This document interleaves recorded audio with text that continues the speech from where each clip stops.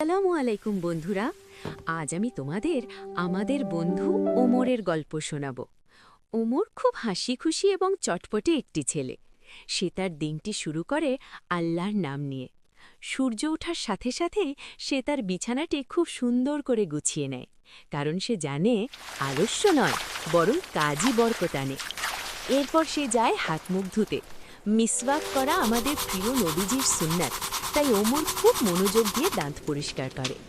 এরপর শুরু হয় তার সবচেয়ে প্রিয় কাজ, অজু করা। ঠান্ডা পানিতে যখন সে তার মুখ আর হাত ধোয়, তার মনে হয় যেন তার সব ক্লান্তি ধুয়ে যাচ্ছে। অজু শেষে আয়নায় নিজেকে দেখে সে মুচকি হাসে। পরিষ্কার কাপড় আর পরিপাটি চুল ওমরকে দেখতে কি সুন্দর লাগছে, তাই না?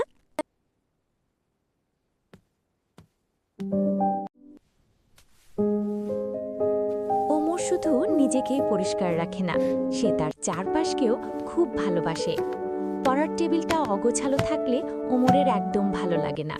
সে তার বইগুলো খুব সুন্দর করে সাজিয়ে রাখে এবং ধুলোবালি মুছে ফেলে। এমনকি ছোট একটি খেলনাও যদি মেঝেতে পড়ে থাকে, সে তা তুলে যথাস্থানে রেখে দেয়।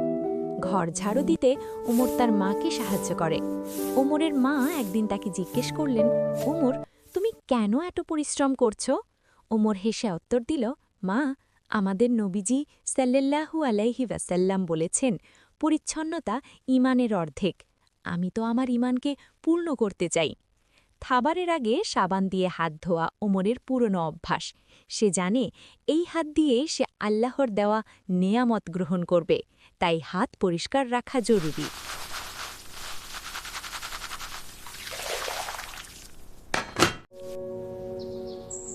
ওমরের এই পরিচ্ছন্নতার অভ্যাস তার ঘরের বাইরেও ছড়িয়ে পড়ে।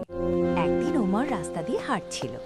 সে দেখল রাস্তার ঠিক মাঝখানে একটি কলার খোসা আর কিছু ময়লা পড়ে আছে। মানুষ পাশ কাটিয়ে চলে যাচ্ছে, কিন্তু কেউ তা পরিষ্কার করছে না। ওমর একটু দ্বিধা না করে খোসাটি তুলে পাশে ডাস্টবিনে ফেলে দিল। সে জানে রাস্তা থেকে ক্ষতিকর বস্তু সরানো একটি সাদকা। এরপর সে দেখল রাস্তার মাঝখানে একটি গাছের ডাল পড়ে আছে। কেউ ব্যথা পেতে পারে ভেবে সে ডালটি সরিয়ে দিল। পথে তার এক বন্ধুর সাথে দেখা হলো, যার হাত ময়লা ছিল। ওমর তাকে বুঝিয়ে বলল, বন্ধু, স্যানিটাইজার দিয়ে হাত ধুয়ে না, সুস্থ থাকার জন্য এটা খুব দরকার। এভাবে ওমরের ছোট ছোট কাজগুলো তার চারপাশকে সুন্দর করে তুলছে। আমরা ভালো কাজ করছি। হ্যাঁ, পাড়টা পরিষ্কার হবে। এই গাছের পাশে একটু জল দিয়ে দিচ্ছি। এবার ভালো করে বড় হয়ে ওঠো।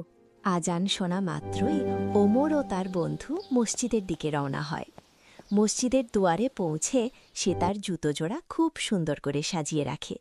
সে বিশ্বাস করে আল্লাহর ঘরে প্রবেশের আগে নিজেকে এবং নিজের ব্যবহার্য জিনিসকে পরিপাটি রাখা আদব।